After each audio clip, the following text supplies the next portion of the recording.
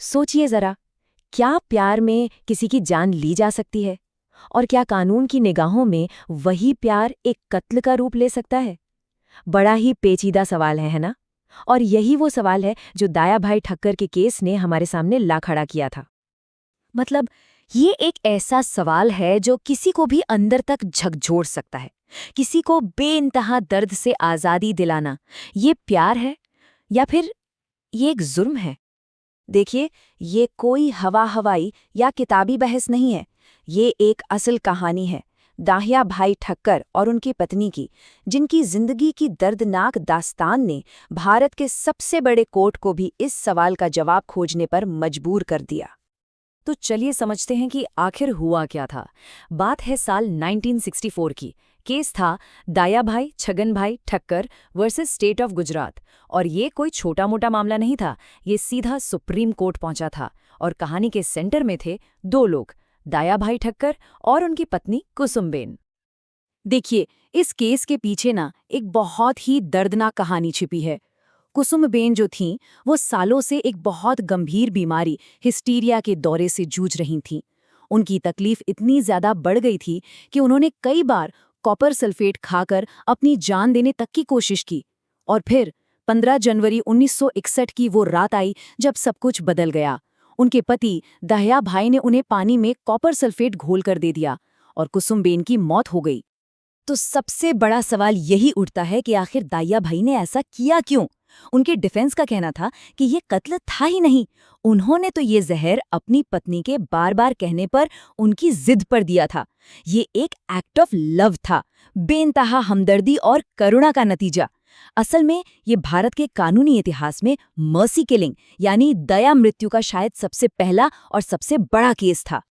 और बस यहीं पर आकर ये पूरी इमोशनल कहानी कानून की सख्त दीवारों से टकरा गई। सवाल था सहमति का, यानी कंसेंट का। एक तरफ थी करुणा और दूसरी तरफ था कानून।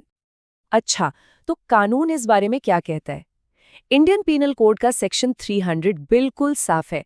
वो कहता है कि अगर किसी की जान लेने के इरादे से, इंटेंशन से कोई काम किया गया तो वो मर्डर है। बात खत्म। एकदम सीधा और स्पष्ट। लेकिन कहानी में एक पेंच था। सवाल ये था कि अगर मरने वाला इंसान खुद ही मरना चाहता हो तब क्या होगा? क्या उसकी मर्जी कानून को बदल सकती है? और दाइया भाई के वकीलों की सारी उम्मीदें इसी एक कानूनी नुक्ते पर टिकी हुई थीं। ये है वो लाइन, आईपीसी सेक्शन 300 का एक्सेप्शन नंबर 5। ये कहता है कि अगर 18 साल से ज्यादा उम्र का कोई इंसान अपनी मर्जी से, अपनी सहमति से मौत का जोखिम उठाता है तो ये मर्डर नहीं माना जाएगा। अब सोचिए, दाइया भाई का पूरा भविष्य सिर्फ इसी एक लाइन का मतलब क्या है, इस पर टिका था। और ये सवाल कोई मामूली सवाल नहीं था। ये इतना बड़ा था कि मामला पहुंचा देश की सबसे बड़ी अदालत यानी सुप्रीम कोर्ट। और वहां एक ऐसी लकीर खींची गई जो आज तक कायम है। तो सुप्रीम कोर्ट के सामने दो बिल्कुल अलग अलग नजरिए थे जो आमने सामने खड़े थे। एक तरफ था दाहिया भाई का पक्ष, जो कह रहा था कि मकसद तो प्यार और दया का था और कुसुमबेन की सहमति ही सबसे जरूरी थी। और दूसरी तरफ था कानून का नजरिया, जो कह रहा था कि ये तो जानबूझकर की गई हत्या है और इसमें सहमति की कोई भूमिका ही नहीं है। और फिर फैसला आया। 5 जजों की बेंच ने 4-1 के बहुमत से अपना फैसला सुनाया और ये फैसला दया भाई ठक्कर के खिलाफ था। कोर्ट ने उन्हें हत्या का दोषी माना। पर सवाल है, क्यों? चलिए कोर्ट का तर्क समझते हैं। कोर्ट ने कहा कि जो एक्सेप्शन 5 है, उसकी व्याख्या बहुत ही संकीर्ण, बहुत नैरो तरीके से करनी होगी।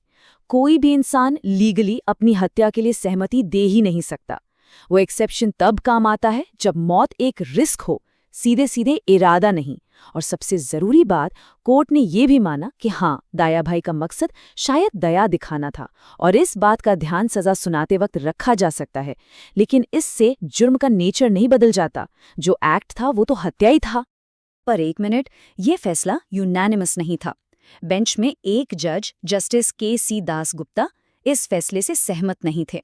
उनका मानना था कि ये हालात बिल्कुल असाधारण थे और दाया भाई का कोई बुरा इरादा, कोई मैलिस नहीं था। इसलिए उनके हिसाब से चार्ज कम होना चाहिए था। लेकिन बहुमत का फैसला ही कानून बनता है। और कोर्ट ने अपने फैसले में जो कहा वो आज भी गूंजता है। उन्होंने कहा, हमें अभियुक्त से कितनी भी हमदर्दी क्यों न हो, कानून कुछ तय हालातों को छोड़कर जानबूझकर किसी की जान लेने की इजाजत नहीं देता। तो सवाल ये है कि ये 60 साल पुराना केस आज भी इतना जरूरी क्यों है? वो इसलिए क्योंकि इसी केस ने भारत में मरने के अधिकार या राइट टू डाई पर होने वाली बहस की नींव रखी थी। जरा देखिए कि तब से लेकर अब तक कानून का सफर कैसा रहा है। 1964 में दयाभाई केस ने साफ कर दिया कि एक्टिव मर्सी किलिंग हत्या है। लेकिन कहानी यहाँ खत्म नहीं हुई। सालों बाद 2018 में एक और बहुत बड़ा केस आया, कॉमन कॉज केस। इसमें सुप्रीम कोर्ट ने पैसिव यूथेनेशिया को इजाजत दे दी, मतलब कुछ सख्त शर्तों के साथ लाइफ सपोर्ट हटाने की परमिशन। और आज भी यही फर्क हमारे देश का कानून है। तो आज की स्थिति क्या है? बिल्कुल साफ है। एक्टिव यूथेनेशिया यानी जान लेने के लिए सीधे सीधे कुछ देना, जैसे दयाभाई ने किया था, वो आज भी गैर कानूनी है और मर्डर ही माना जाता है। वहीं दूसरी तरफ है पैसिव यूथेनेशिया, यानी इलाज या लाइफ सपोर्ट को हटा लेना। वो लिविंग विल जैसी कुछ शर्तों के साथ अब कानूनी तौर पर मुमकिन है। और इस पूरी बहस की जड़ में आज भी वही एक केस है, दयाभाई ठक्कर का मामला। आज भी वो बुनियादी फैसला है जो ये कहता है कि इरादा चाहे कितना भी नेक क्यों न हो, किसी की जान लेना भारतीय कानून की नज़र में हत्या ही है। तो हम घूम फिर कर वापस उसी सवाल पर आ जाते हैं कि कानून को दया और हत्या के बीच की वो बहुत बारीक लकीर आखिर खींचनी कहाँ चाहिए। इस सवाल का जवाब शायद आज भी खोजा जा रहा है।